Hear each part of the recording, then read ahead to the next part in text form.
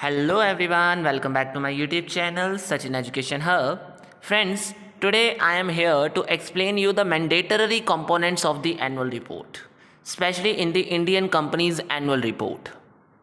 Actually, annual report is the communication way between the companies and its stakeholder which help them in informed decision making through the financial statements of the company. So how and what are the main components? We will discuss about these things in detail. So let's start that video. But before starting this video, a short information to every student is that if any one of you needs any commerce risk subject related notes or classes, then he or she can go to our Telegram channel as well as go to our website. And link for both of them is in the video description box. So starting with very firstly the meaning of annual report. Then it is a comprehensive document that is prepared by the company to provide the stakeholders the detailed information about the company's financial performance, its operations, as well as future outlook of the company. And who are these stakeholders? It may be investors, shareholders, employees, regulatory bodies. All these persons are always interested in the financial performance of the company because they want to invest in that company. And in India, the format or the content of the annual report are specially governed by the Companies Act 2013, and it is specially regulated also by the SEBI, that is Security Exchange Board of India. So this is firstly the annual report. Okay. After that, our main point is mandatory components of the annual report. So firstly, the main point is financial statement. As we covered already, financial statements include lot of things such as balance sheet, profit and loss account, cash flow statement, or the statement of change in equity. If we talk about balance sheet, then it is a snapshot of the company's financial position at a specific point of time that give you the knowledge about asset, liabilities, and shareholder equity of the company.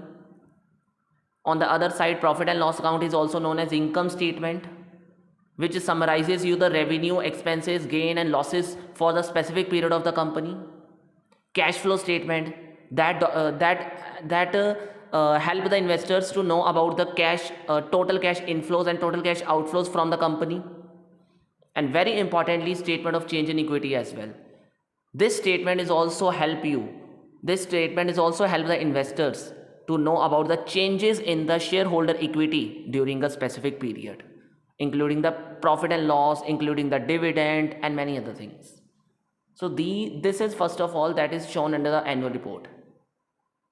P&L, balance sheet, cash flow, statement of change in equity, all these things.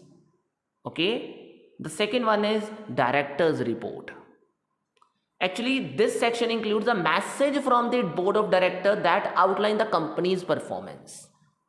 It is a message from the chairman or as well as a MD of the company that highlighted the key achievements, challenges, and the future plan of the company. It also gives you the business overview or give you the insights about the company's operation as well as markets and industry trends. It also summarizes the company's financial result as well. It also includes the detail about the company cooperative government practices. So this is very important report that should be the main component of the annual report.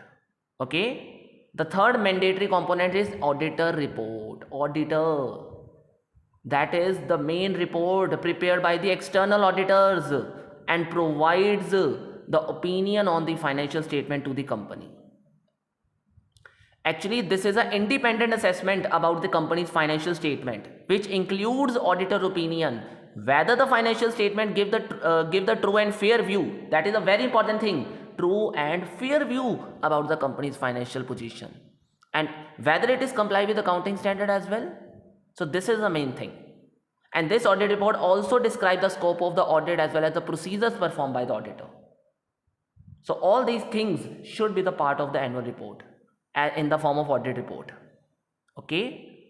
Now after that, corporate governance report is also should be disclosed in the annual report, because this report outlines the company's governance structure as well as the practices that will include the detail of the director, the qualifications as well as the independence of that director.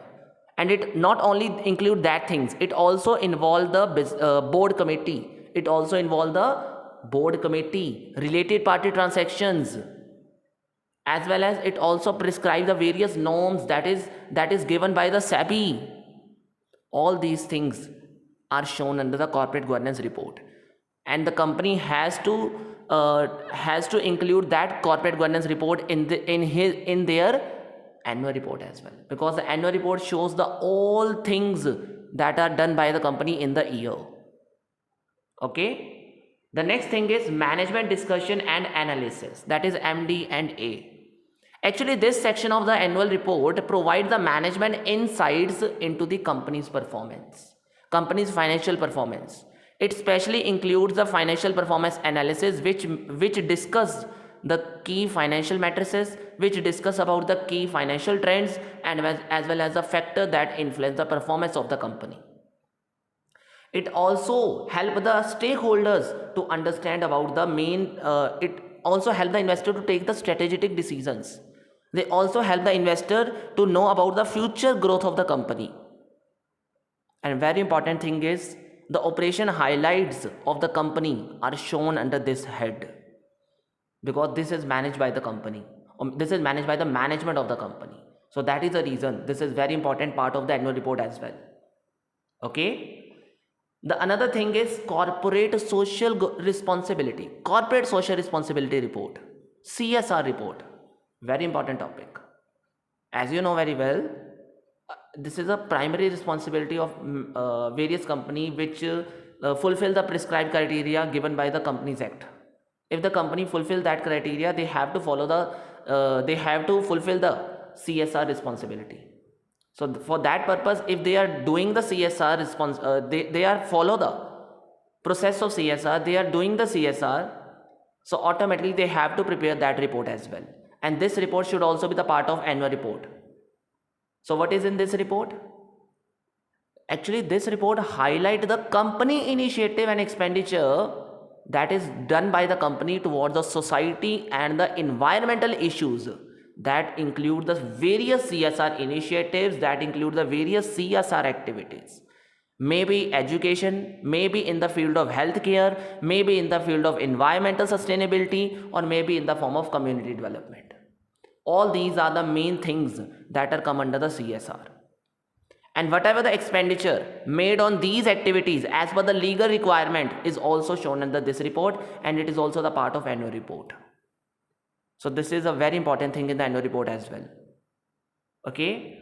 Second last thing is Board of Directors Remuneration Report, BOD Remuneration Report. And this report provides the detail of the remuneration that is paid to the company's director, which may be executive director or the key executives of the company.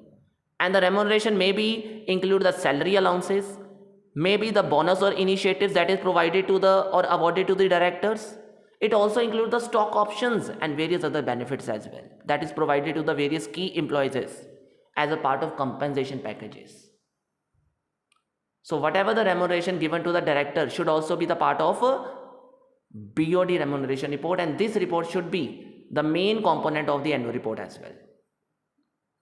Okay. And the last but not least point is other disclosures. Whatever the other disclosure that the company should have to be disclosed in the annual report, it includes very importantly all the requirements that are very important on the part of company to fulfill the regulatory requirements. It may be the related party transaction, it may be the risk management practices or the legal proceedings. Related party transactions are to be shown because it helps to prevent the conflict of interest. Risk management practices should be disclosed in the form of whatever the policies, whatever the procedures are made by the company in this case. And the legal proceedings disclosure are also the main thing in this case. Whatever the litigations, whatever the regulatory actions that involve the company should also be part of this case. So these are the main disclosures These are main other disclosures that the every company have to be shown apart from other 8 in their annual report. Okay, so this is all for today.